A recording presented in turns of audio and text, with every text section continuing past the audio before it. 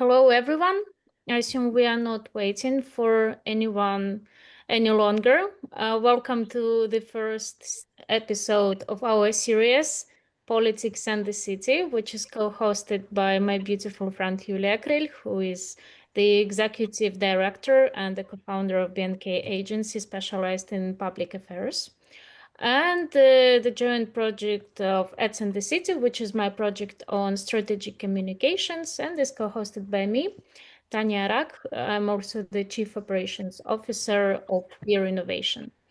And today we are also co-joined for the first episode by Irune Ariño, uh, who will tell us about herself a little bit more.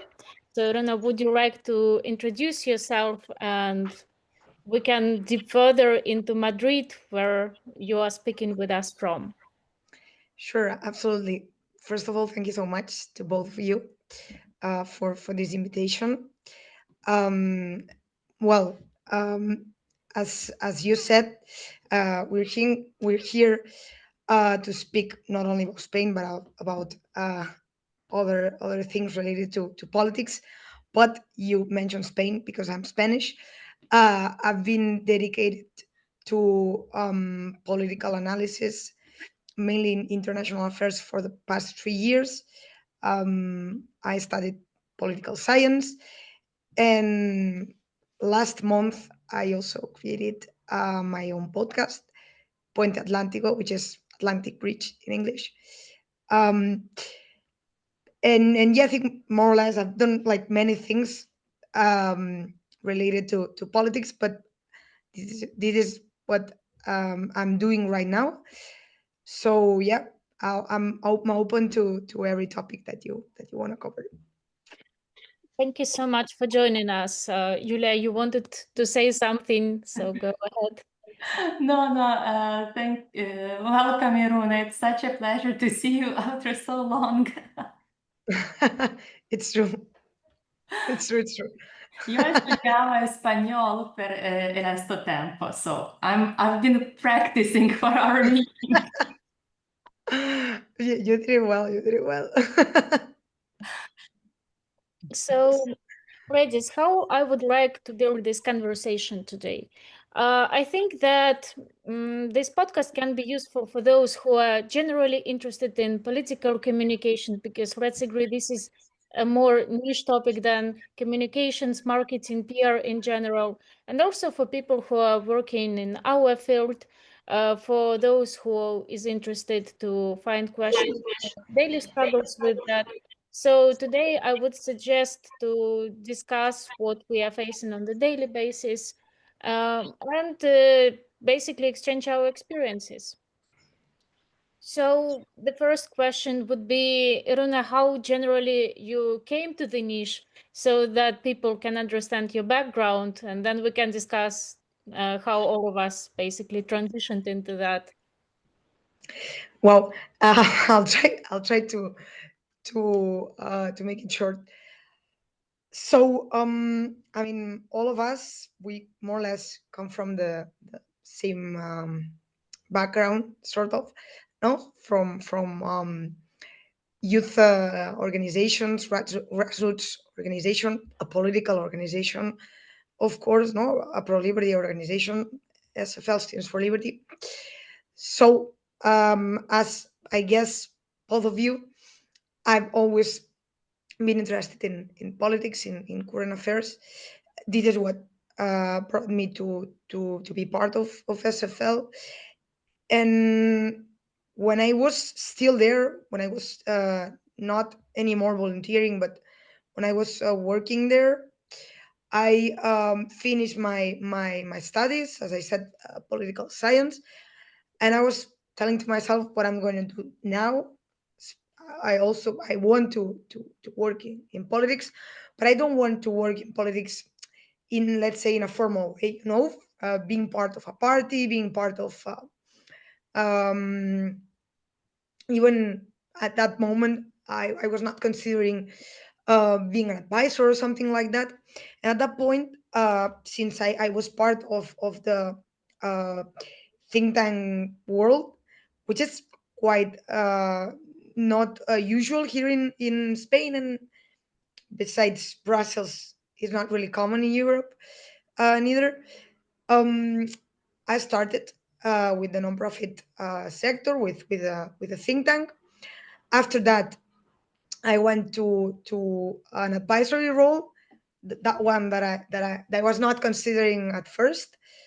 Then at some point I was like, well, I've experienced what looks like to work for a think tank. Now I want to really like be on the other side, no, that side that we wanted to, or that we were trying to approach when I was part of the think tank. Now let's see how really things get done. And after that, I also said to myself, okay, I had the picture of what this looked like, and I think I want to come back to private. And that's when I started a consultancy firm, a small one.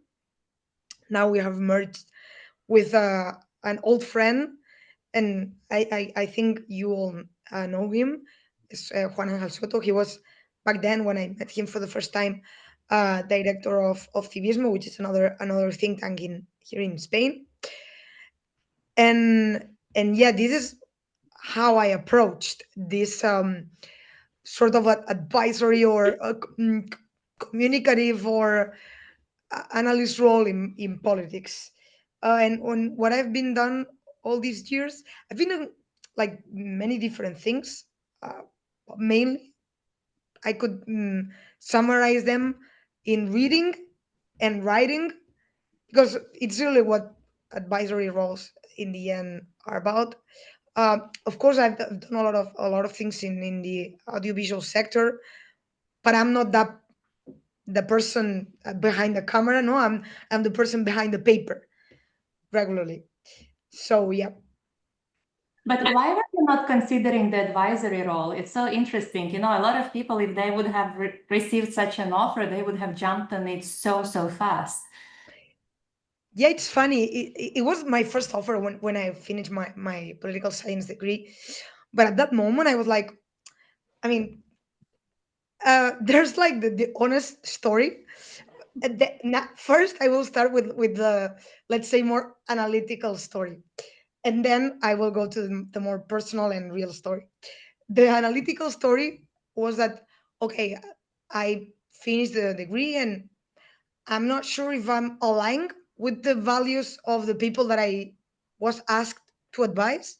Mm. So, it's complicated because you need like to, when you sort of are in politics, you, at least at the beginning, you really want to push and to advance your ideas, no? And when the ideas of the ones that you're helping are not aligned with yours, it's complicated for you. And I also was like, maybe I don't have anything to also to advise. I'm too young, I'm too unexperienced. So, but as I said, like the real story was that I was in love and I had another offer in Madrid. That offer was in Brussels, and I was like, I'm not sure I want to be in Brussels and have my partner in Madrid. So I decided to go to Madrid. This is like Ah, the real. so your offer was not what we know of your work as an advisor. It was a different one. It was a different one, yeah. Yeah, Okay. yeah, Would you move to Brussels ever? yeah. I don't think so. I don't think so. I really like Madrid. For me, it's really important the place where I live. Mm. You know, Yes, I feel that. I understand that. you It's you still live in Milan, Yes, but you know, lately my heart has been growing a lot more for Brussels. So really? yeah, I mean, because it's not because my heart became colder and more rational. okay. Okay, okay, Yes. okay. I mean, Brussels. I like Brussels. I've been once when I met you. Not you. I met we met Tatiana in Brussels a couple of weeks ago, if I'm not wrong. Was Yeah, a couple of weeks ago. It was my first time in Brussels, and I really like the city. but I don't think I see myself living there. It's too cold.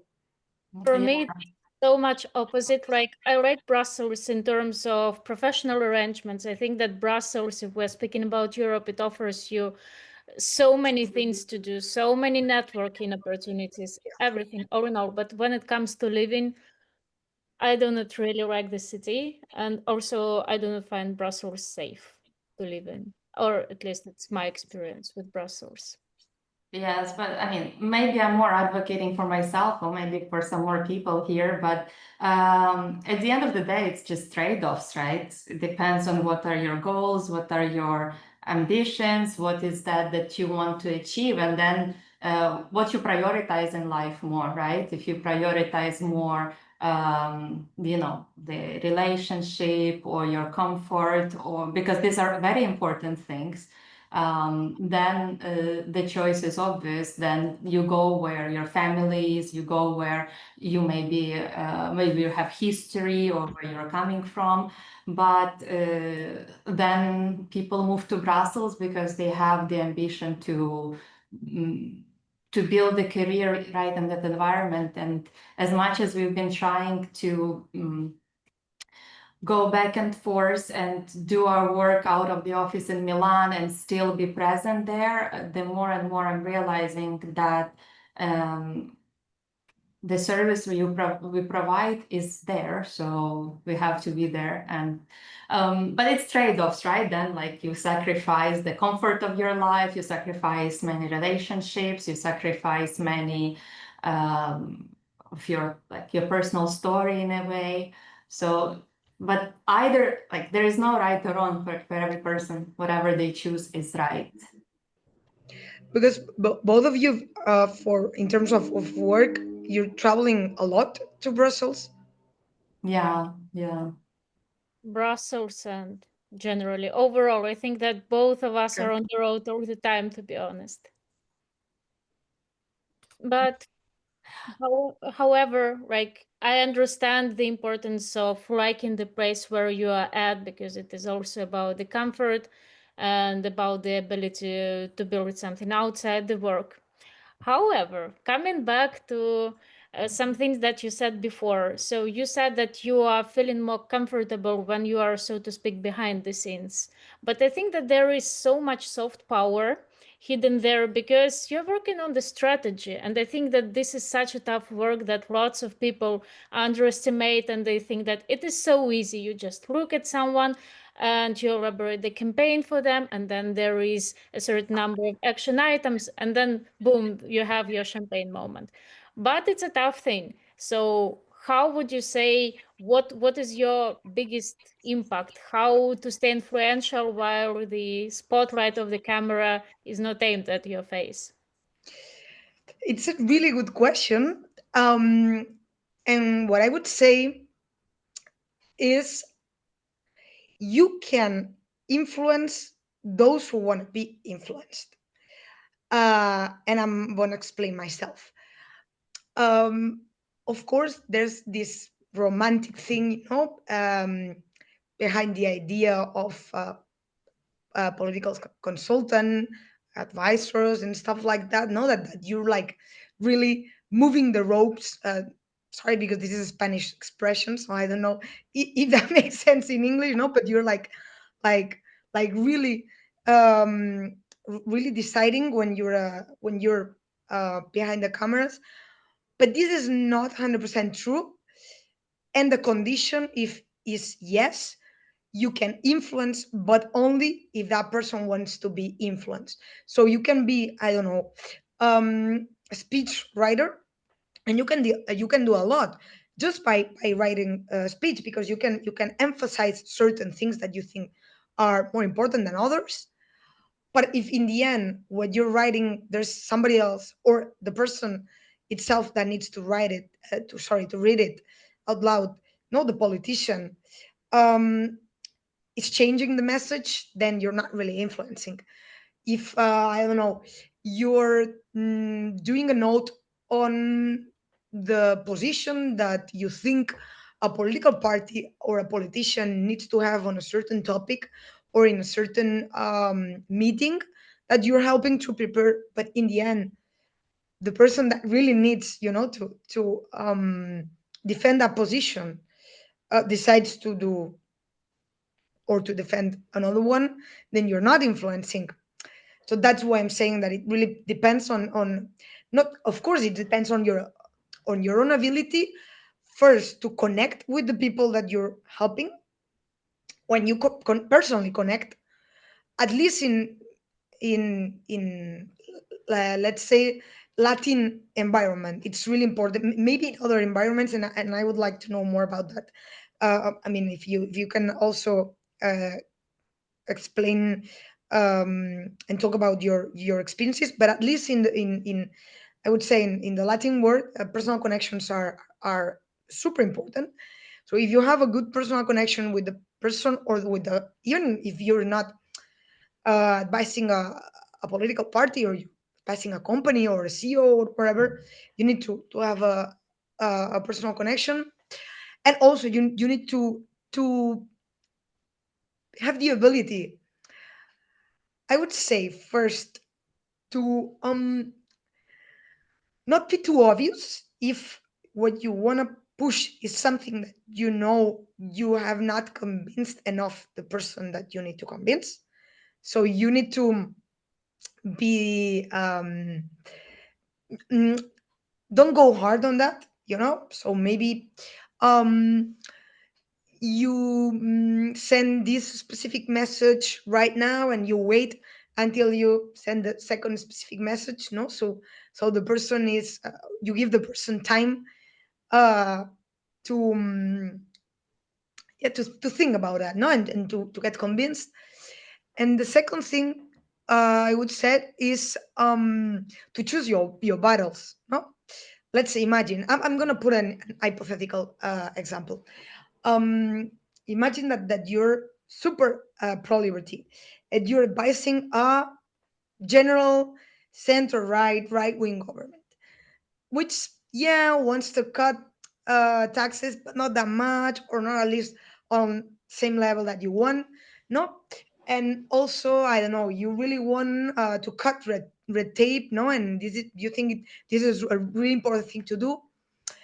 It's really difficult that you will manage to that person, that politician, to make both at the same time. So first, choose the battle, not to choose the easiest battle, maybe, or the most feasible at that moment battle. So either taxes or cutting red tape, and then start with something that a bit smaller than what you really want to achieve, and try, to increase, try to basically move the overtone window. So that Mhm. I would, but I would like to know about your experience more, because maybe here we can find like the cultural differences that are also important for this type of things. I wanted to just jump in with another question, uh, Okay. because you, of course, you have to involve the public, right, in your work. You need to know that the public sentiment is in favor of the politician you're working with, of his ideas and the agenda that you're advising on. How do you measure that public sentiment? Do you just rely on media, on polls? How do you understand, again, which battle to choose, for example? Again, really good question, and really difficult, because I guess there's no one formula for that. Mhm. Um, this is not a single one that works for every case. So what I've been doing, I always try to be as much connected as I can. It's not always easy. And how I do that? Um, well, I have like this huge email which I am subscribed to everything. Mostly no newsletters, blogs, and a lot of stuff. And I follow a lot of people on social media, and I try at least to dedicate. I don't always manage to do that, but I try to dedicate a couple of hours a day checking all of this, because this gives me more or less an idea. The second thing I really do is I try to do that, but also outside my own bubble.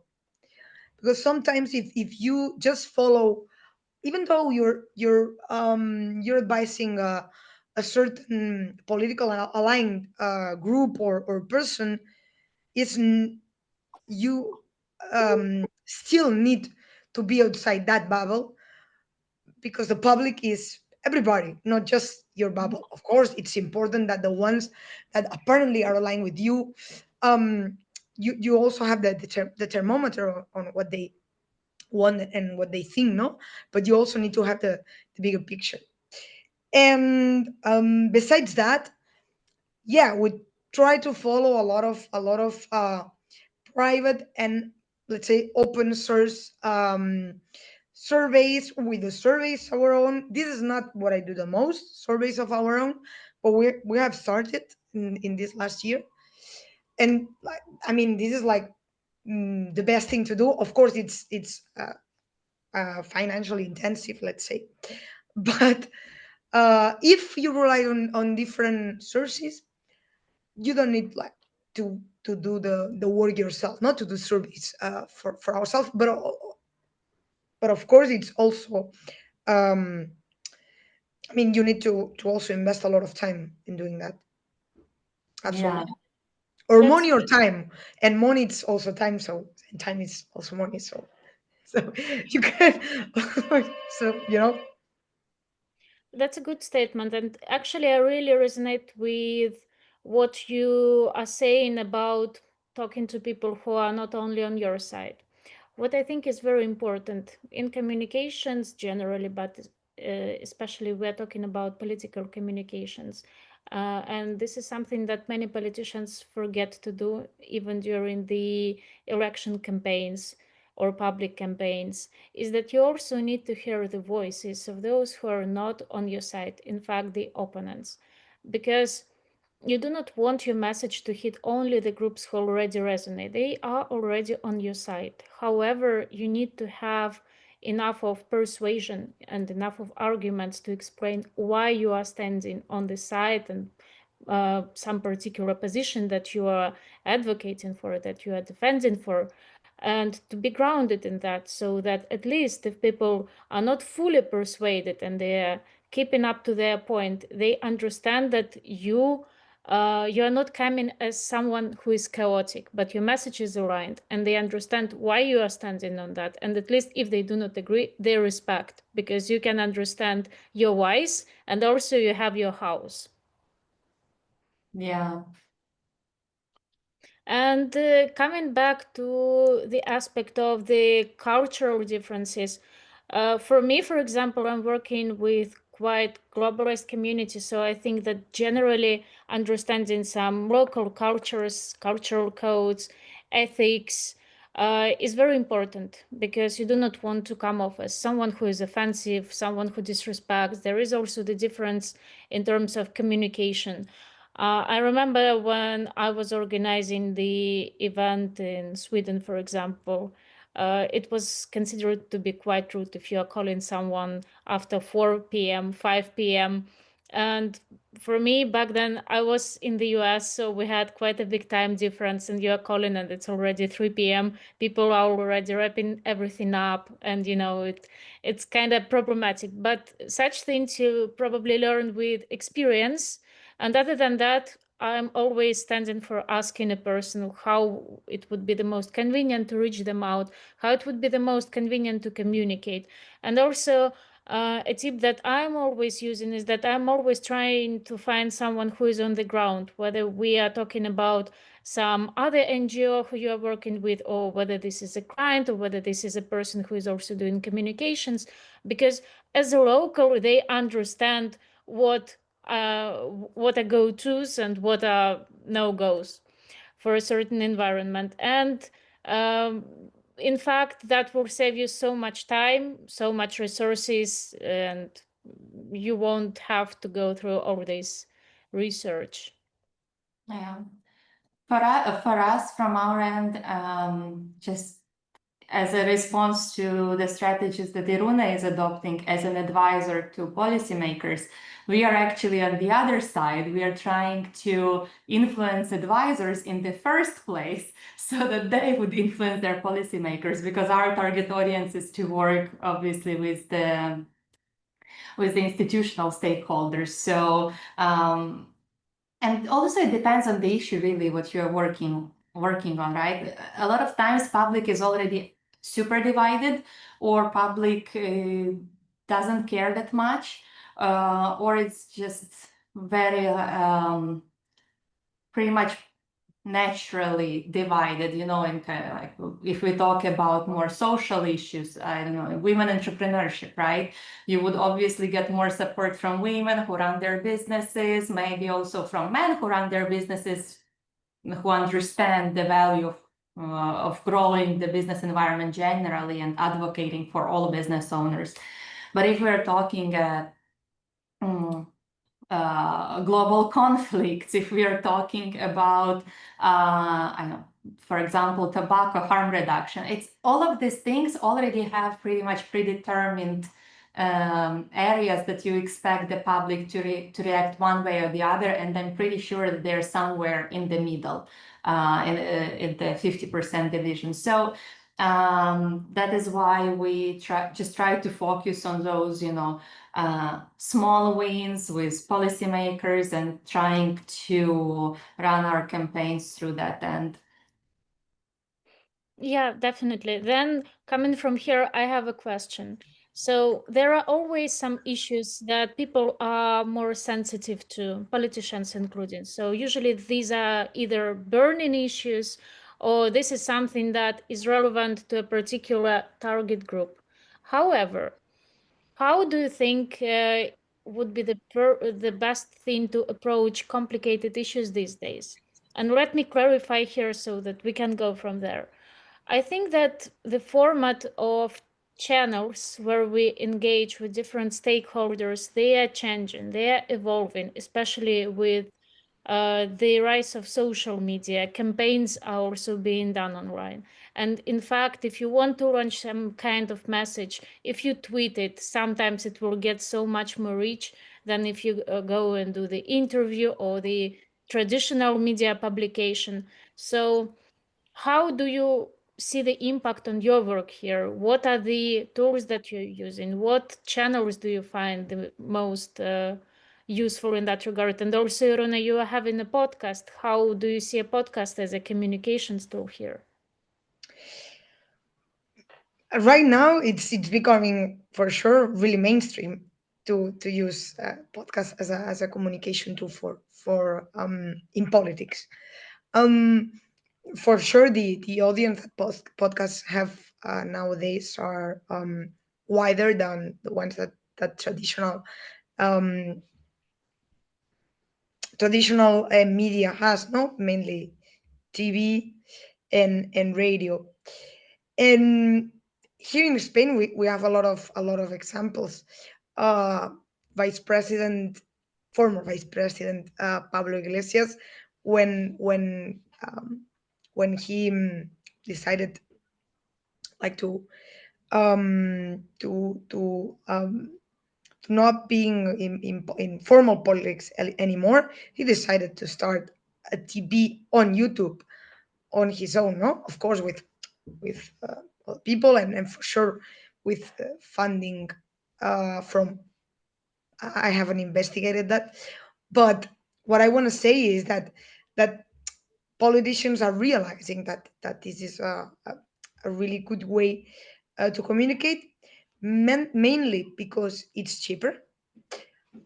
You can generate a more sort of direct contact with your audience. It's easier to do it. You don't really need to have a studio or to rent a studio. You can do it even at home if you have more or less the, the the the the necessary equipment. And it's really easy. I mean, not really easy, but it's quite easy to get viral on social media. And since we're like really stick to our phones all the day, uh, you know, scrolling down, it's really easy for you to find this type of content in for, in social media. For example, of course, it's not representative, but even myself, I don't have a TV. I haven't had TV for like, I don't know, maybe 10 years. Uh, so I'm not really consuming news through the TV or political content from TV. I'm a YouTube user, 100%. I listen to a lot of podcasts, and this is one of the ways that I keep myself stick to the current affairs and to and I use them as a, as I was saying, as a thermometer. And even podcast sometimes allows yourself to be quicker in order to send a message, because as I said, since it's easier and cheaper, and you can really do it from your phone if you have a good phone. You can deliver a message like right away when you want to do it, directly to your audience. So I think we're like, as I said, we're this is now mainstream, but it's or has been a revolution for how political stuff is being communicated in the last years. Yeah, I will give another example. I think because podcast, I absolutely agree. YouTube is beating the other social media so much more. But TikTok, this is our pain.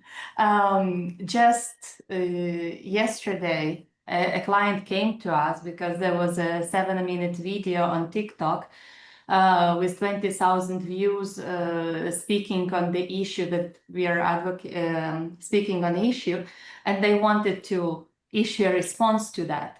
So a TikTok video that of somebody's speech, AI translated, is a point of concern for an organization, and they wanted to issue a response or just debunk it through writing an article on the media. So TikTok is becoming on the same level as even we can say traditional or digital media outlets. Now, I'm pretty sure that half of the White House briefing room is mainstream media. It's TikTokers, influencers. Now it's lifestyle media are present there. And Trump is slowly pushing back legacy media because credibility no longer matters. It's the size and volume and the amount of people that these media outlets can impact.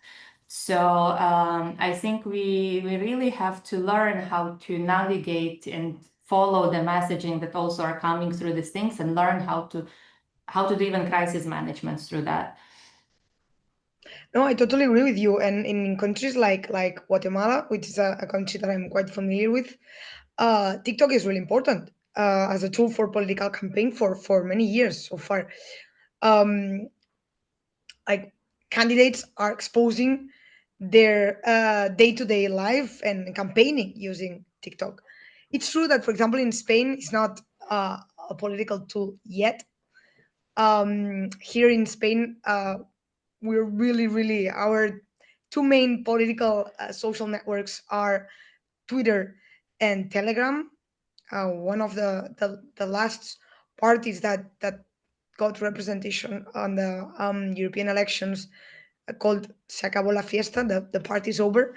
Um, they started, of course, the guy who is leading this party is well known. I wouldn't say influencer. I don't know how to label it, how to label him, but of course he was well known, but he organized his campaign through Telegram. But we've seen how important is TikTok in elections in other countries like Romania, and we've seen all of us what happened, no, with the former candidate Colin Georgescu, Yeah. and all what happened after that campaign and stuff like that.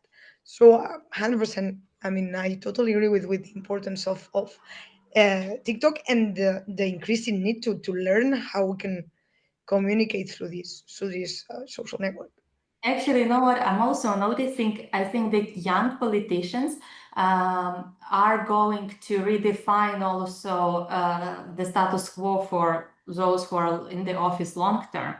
They're they're now again talking to their electorate through social media. They're following trends. They are actually following trends. They have studios in their offices, and they see more of those, more established MEPs having now podcast studios in their offices too. Everybody is moving towards all of the new media, and I think it's only going to be rising, but it's also going to be redefining.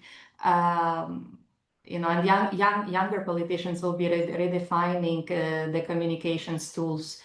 But I think Europe wasn't fully ready for that. That's also partially why a Romanian election was cancelled, because Europe also has a lot of disinformation campaigns coming in, so that's also a factor. You have to understand AI, propaganda. All of these are also going to be impacting, because many people don't really know how to distinguish between objective truths and AI generated content, and it's going to be quite challenging at the same time. So you have to be ready on both fronts. You have to know how to use the tools and and you have to overcome your fears or I don't know, your shyness to be doing it. And at the same time, you have to be wary that your message might not get as much traction as AI generated message or just some popular, not that sophisticated piece of content would beat yours. I think that the thing with TikTok and changes that we are seeing among young politicians is that, first of all, uh, the age and the generations of the electorate and target audience is changing. And the way how you can interact with Gen X will not be the same as if you are interacting with millennials or with Gen Z, who are also the first voters. Another thing is that there is a very short attention span that we can see today. We have so many information messages falling on us from all places. And I think that generally the pace of life became much faster for people, and that's why they are consuming the information that is just given them, so to speak, on the plate. They are not analyzing, they do not have the time to scroll through all media outlets. And it is very convenient that while you're on the way to your office or you are coming back from work, you open TikTok, you scroll. And also, um, I think that the video that you mentioned, 7 minutes video on TikTok, for TikTok and for the format of this platform, it is also quite long. Most of the TikToks and from the different training that I was attending, the recommendations were not to make the video longer than 1 minute 30 seconds. However, what I also see is that indeed there is a rising tendency for politicians, for the parties, for NGOs also to adjust to the trends. Even today, Julia, we were discussing briefly with you on social media that you sent me a video from some NGO that was adjusting to TikTok trends. And what I also find fascinating and something that I was speaking to my colleagues for some time already is that I see that very serious institutions stop being that serious in the delivery of their messages. Because before that, if you are working with broader audiences, especially older audience, you cannot allow yourself to come off as goofy, because then who will take your work seriously?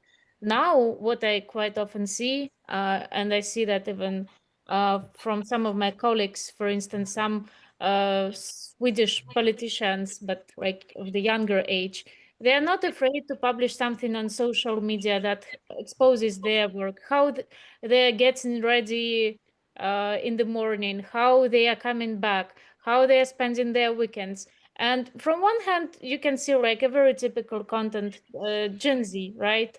why would you take it seriously? However, it creates a psychological effect of the audience feeling closer to them, and this is also something which is very interesting.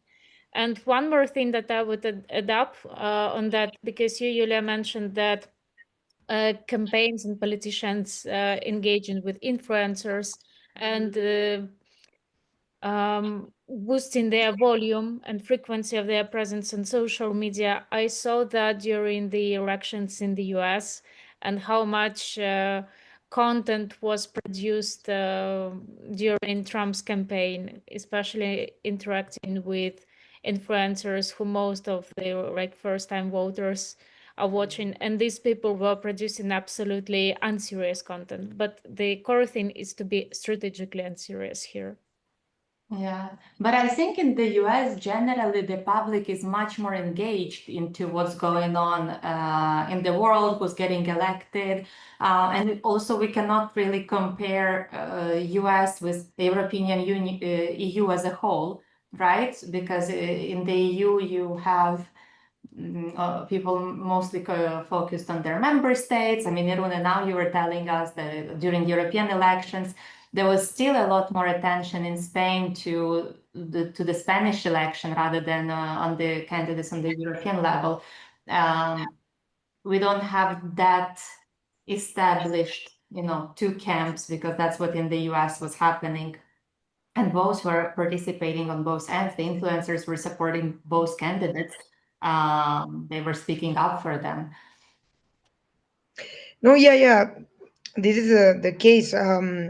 As we call them in Spain, European elections are second order elections, which means that they are we are approaching them through the national lens. No, parties are using European elections to as a way mainly to punish or reward the national government, and this has been happening for many years, um, which means which makes that European elections doesn't get that much attraction, and there's not like really we don't really have like European sort of influencers, no? And I guess this for Brussels is a challenge because if lobbyists or Euro groups at the European Parliament wants to engage with influencers, I'm not sure with which influencers they should engage with, because here, or at least in some countries, no, I cannot speak for all the countries in the EU, but 100% when we have, for example, been helping some MEPs, what we really do is to try to translate what they are doing at the European level to the national level, so people know that they are doing something. Basically, this is like the main purpose, because really people, to be honest, doesn't care if I don't know, whatever regulation is being discussed at the euro level, like normal people. I don't mean like companies or stuff like that, but like normal people doesn't really know and doesn't really care. Actually, I have a question. Do you have in Spain something like the not, I don't know, Tanya, maybe you can help me how to define it. It's not like a national, we cannot say it national identity, but these moments when something happens and the entire country, the people come together, and you can see that through their joint response through social media. I'm seeing that in Ukraine so much. I saw that happening in Turkey actually when and the Istanbul mayor was arrested. So all Turkish people who were obviously standing against that arrest, they were only posting for several months only about the arrest, the protests. They were boycotting the government. They were boycotting the shops of the government, all of the properties, all of the businesses that the government had. But what I really love about Ukrainian society is that whenever there is something happens, my entire social media feed blows up with memes, with references, with stances, with comments. Now, just 2 days ago, Ukrainians did this huge operation in Russia, destroying Russian air bases. The amount of it's more pop culture moments, but the amount of content that was literally generated within minutes and hours of that attack was phenomenal. And this is how also the popularity of the political figures is rising through that pop content. Now I think that since Trump's election, the landscape popularity raised so much in Ukraine. Of our generals, we know them, we know all of them by name. And this big part of it, especially for young people, I think it's thanks to the power of social media. Spain is a highly politicized society. However, in terms of what you were explaining, we could label it transversal sort of awakening. I don't see that much. Of course, there are a lot of topics that generates debate, but then of course you find both sides, no, confrontating. The only thing that has generated something kind of transversal into the same kind of direction has been terrorism in Spain. Oh, because we have uh, local experience with that, like national wise, and after that, I guess the jihadist experience also has touched a lot, but mainly, or I have the feeling because of this past. But I don't really see that when I don't know. Of course, I cannot compare anything to what is happening in Ukraine or to what is happening in Turkey. But Maybe even floods. Maybe when floods happened in Valencia. yeah, that's for sure. When so Spain is a country, a really solidar country, and we experienced that both in the pandemic and what with Valencian flood. But in terms of a more political thing, that is not a catastrophe. No, not even when we have had problems with neighbors. Let's say Morocco, for example. This hasn't generated, a transversal response and kind of social awakening or something like that. Not even it. We just do that. Well, of course, for football, and for solidar stuff. No, so yeah, which is also really. I mean, is also really nice. No, Yeah, I feel like for sure. football takes such a big role in, European life that probably policymakers should consider how they can do their campaigning there.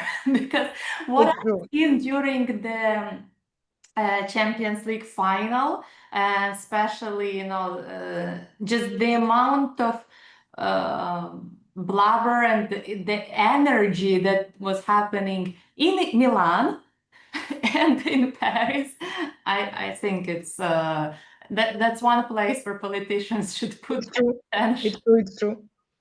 Also, you know what I thought about as you were speaking?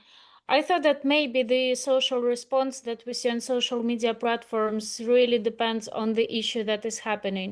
So in Ukraine, maybe it can be determined by the level of atrocities caused by the war. Because before that, yeah, of course, I saw that people were aware, and generally, I think that there is a certain kind of narrative that is always being told to people. So Ukrainians are kind of trained that if something happens, you put it on social media, and people just do it already by default. But at the same time, if it's not such a big problem, maybe people have a lower level of interest or a lower level of interest. because there should be something that is uniting all plasts of population, all plasts of audiences. Then we can see this synchronicity on the I think point. that Ukrainians have very high level of social consciousness because the country has been, everybody's politically informed in Ukraine, very, very much.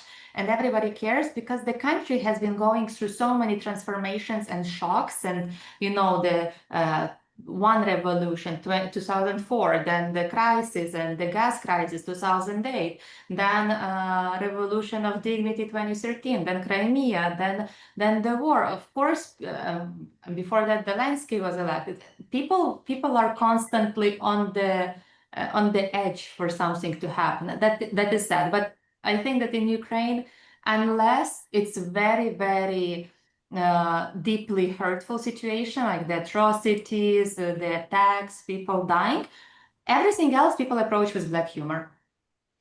That's like That's like a coping mechanism, I guess. yeah.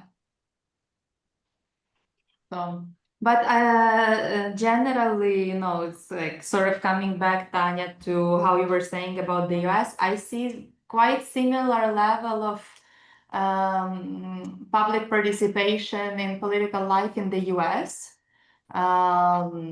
So compared to how it's happening in Ukraine, in Europe, in extra EU countries, I don't see that much happening in EU countries. I do see that happening in the US, especially ever since Trump was elected, and all of his changes that he's been bringing in. People have been very, very vocal. I think it's great. I think it's great, and more people should be raising their voices despite anything. But yeah, sadly, I don't see it on the same level in Europe at all. I guess this has a lot to do with what we were speaking, that there's not really a European political conscious, let's say, because there's not such an political really entity besides the political institutions, of course. So I always say the same to those that I work with. Of course, I'm speaking for Spain again. We Spaniards, we really try to be Europeans, or at least our politicians try to be European. I think we're not. 100% we're not culturally European in, in a way we are, but we are much more like, for sure, of course, southern European countries, but we're much more connected to Latin America, and even Spaniards mobilized more for things that are happening in the other side of the Atlantic Sea, that not EU stuff, So that's how we can really see that um, how important is to feel part of something with really deep cultural roots. Wow. So, for example, in Spain, the Venezuelan situation is Mhm. like highly followed for almost everybody. Everybody really knows what Milei is doing in Argentina is highly followed by Europeans.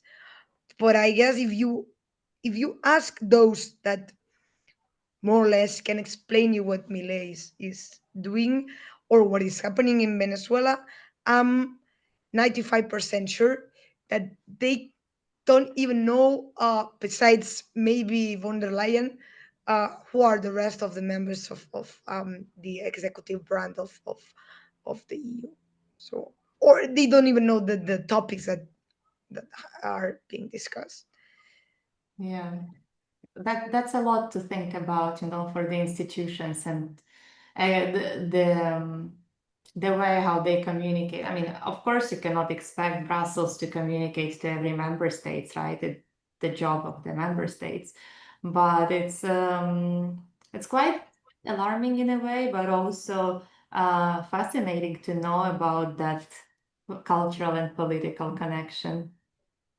But this is indeed a very good point, and maybe while it is alarming in a way, there is also the opportunity, because there are also member state executives, and then uh, they are also working on their communications on their level, and then it is in their power and in their hands to make people around them more aware, and for specialists who are working on their communication departments and press offices, this is something also to take into account. Yeah. Yeah, so we talked about podcasts, we talked about cultural aspect, and now taking into account that it's been an hour, I would suggest to open the Q&A session for those who are still with us. Any questions, gentlemen?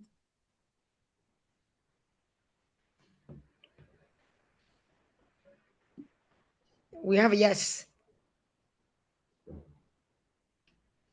But yes, what? And you can unmute yourself. Yes, a question. Go ahead. Thank you. Hi, everyone. First of all, Tania, Julia, congratulations on starting this series. It's probably going to be super amazing, and Irune, it's so lovely to hear from you. And congratulations on everything you're doing. It's very nice to hear everything and to kind of catch up, kind of secondhand catch up with you as well through this podcast. So I'm going to be very brief. I want to kind of comment on a couple of things that you mentioned, and maybe ask a question at the end. It's very interesting to me how we're talking a lot about changes in how politicians are using social media and how that kind of communication is becoming more accepted, I would say. Because I think you'll remember a couple of years ago, former Prime Minister of Finland, Sanna Marin, caused a quote unquote scandal by posting like some videos and photos from a club dancing with her friends, and she was 30 something years old, and look, I'm 30 something years old, and it's pretty natural to just share something that you're doing on Friday, Saturday evening with your buddies. It's completely fine, and I'm glad that we're accepting that as normal, because at the end of the day, politicians are also humans as any one of us with their flaws and virtues and everything else. So it's very interesting for me to see that. And also I want to add one more point on what we were discussing about the volume and the attention in social media. It's also interesting how the speed plays a big role, because now it's getting easier and easier to produce content for social media. You don't really need to have a lot of technical equipment. You don't need to have a lot of sort of technical creative knowledge about video editing or producing or anything like that. You can use the templates, you can use the pre-made things and kind of get your message across and put it out there.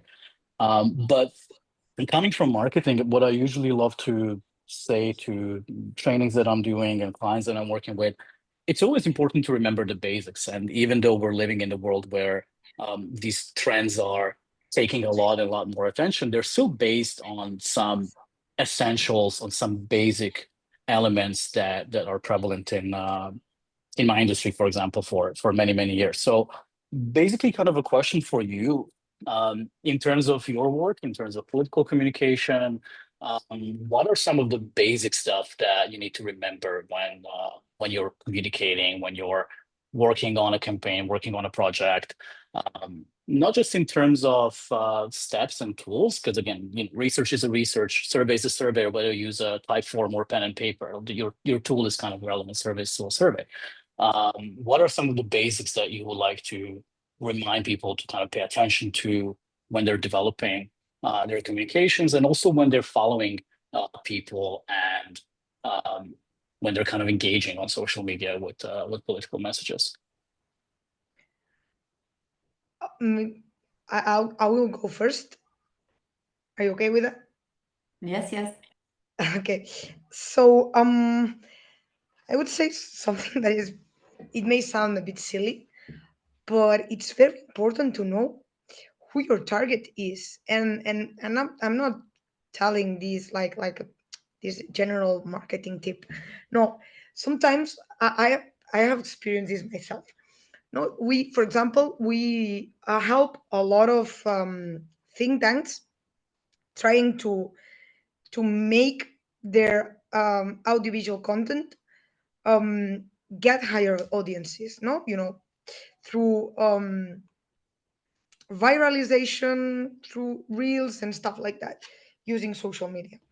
Okay, so we don't just cut the video and publish it on your social media. We tell you which cuts you need to do.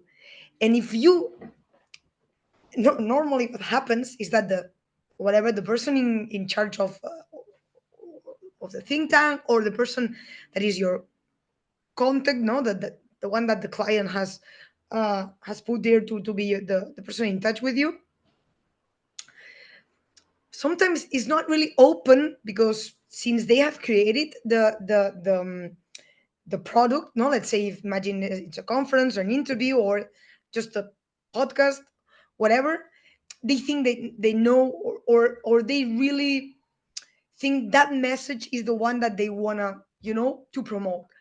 But sometimes that they don't know is that their audience is not going to receive well that message, or that their audience is more focused on that other topic, and then it's better to put this cut first instead of that other one. And this is really important, because it's not just, as you said, it's not just about technical stuff. It's also about the sector that you know, and the experience that you have with this type of content. There's like non-touchable know-how that you have, that it's really difficult to substitute, and I think it's really valuable at the same time. And I think this is what we need to sell, in a way, is that I know your target, and I know what your target wants. This is why, for example, I don't think that um marketing specialists, or social media specialists, or viralization specialists, or call it however you want, wants to can work with everybody, because they don't know the because right now the focus is not on the technical stuff, on how to cut, how to publish, or how to put subtitles. This is not the value you can offer, but the knowledge that you have in a specific audience, or a specific sector, so this is at least what I think. Yeah, that is so true. I would, so first of all, Darren, I would address the Sana Martin comment. And I'm sorry, but her friends should have known better. She's a young politician. She had a lot to learn, and maybe she should have chose her friends better. But going, every human is a human. But people who are posting this, knowing the high pressure of the position she had, maybe that's not good friends. Like, we can just start there. But on the other hand, yeah, if you're like, I'm looking at politicians that are taking over social media now, they're not posting this kind of things. There is very little of the personal life out there.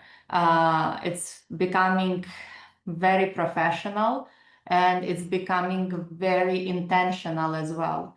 So I feel like you have to approach your work.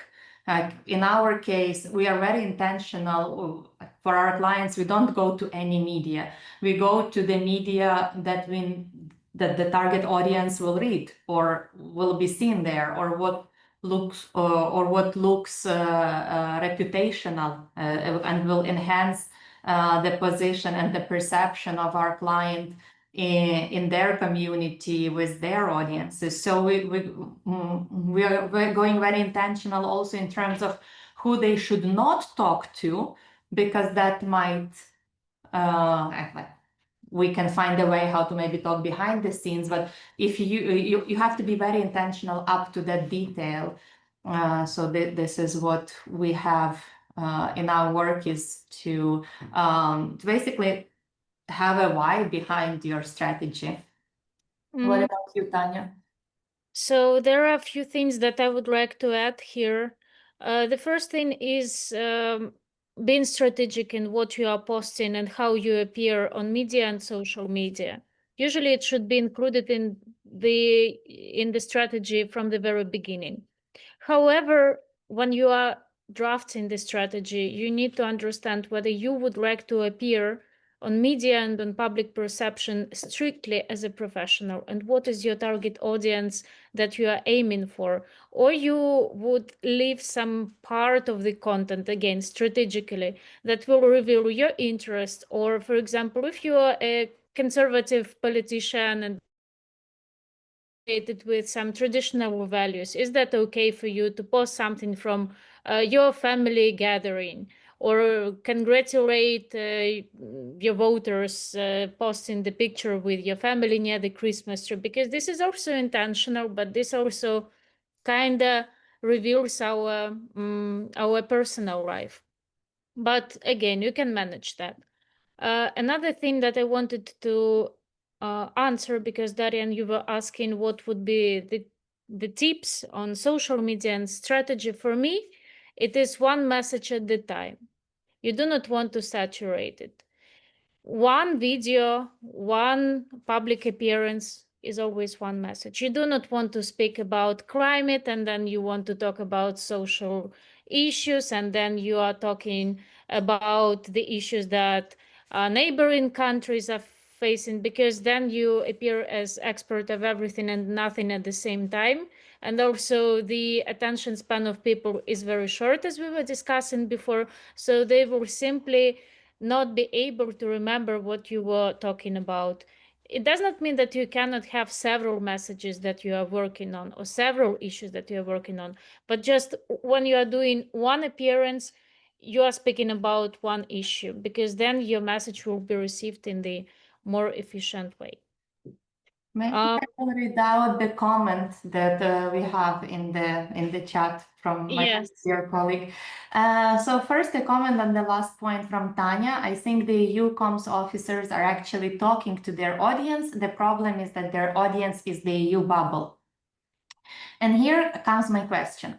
For the three of us, is there a political ideology that is winning thanks to social media, or the rise of social media is killing the ideology and moving it just to a slogan?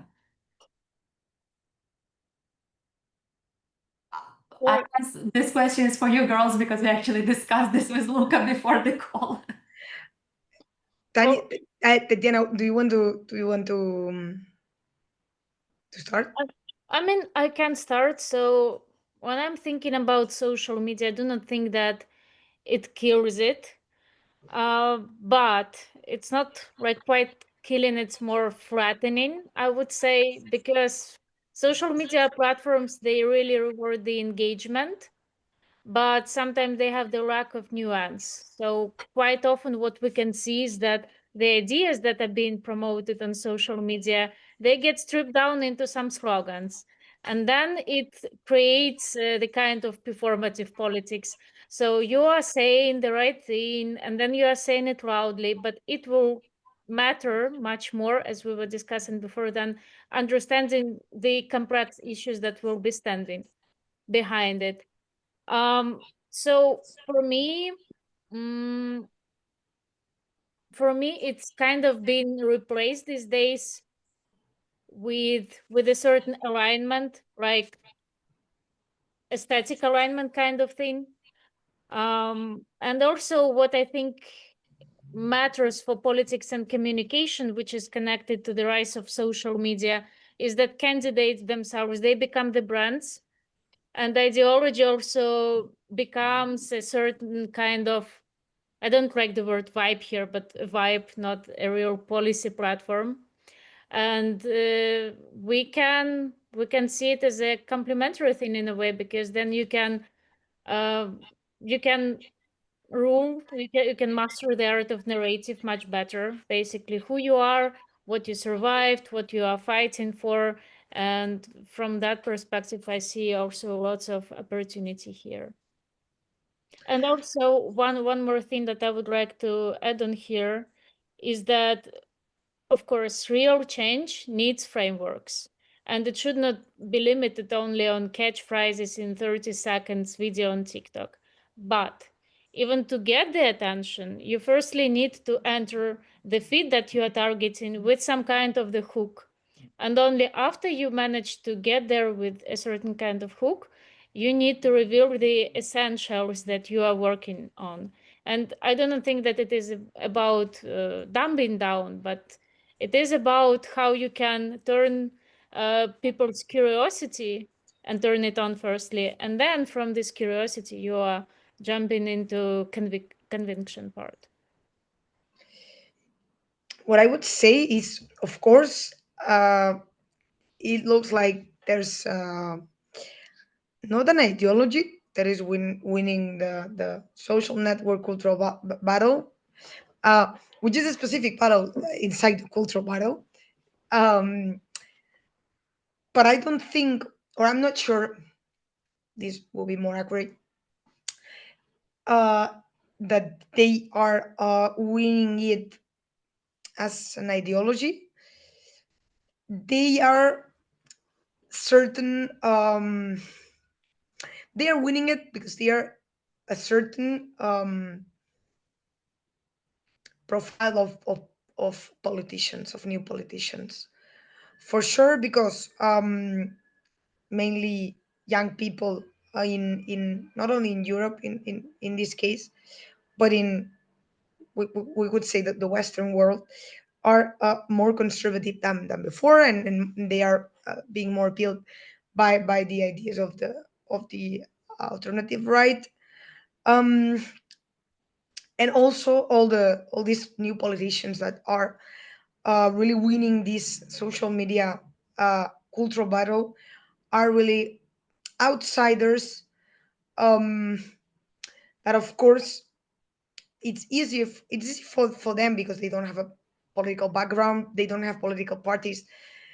Political parties in those countries where where political culture and where political dynamics are too tied to again political parties, where independent candidates is not a thing, um are a pain in the ass because they constantly want you to do things on their way because they want to control, the candidates, which it makes sense, no? And for sure in this cultural battle in social media, my feeling is that slogan is kind of winning over, let's say, ideological consistency. But it's true that at the same time, the one of the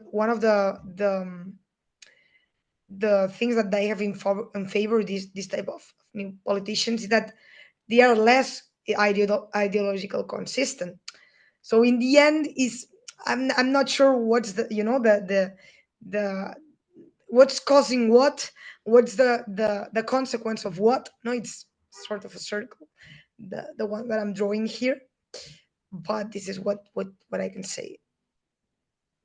Yeah, that's true. Sometimes in life it's just like you don't know where it started and you don't know where it's going, but it's going somehow somewhere already. Yeah. Girls, thank you so much for this amazing conversation. Yeah, thank No, you. It was a pleasure. it was really nice. I really enjoyed it. So thank you so much for inviting me.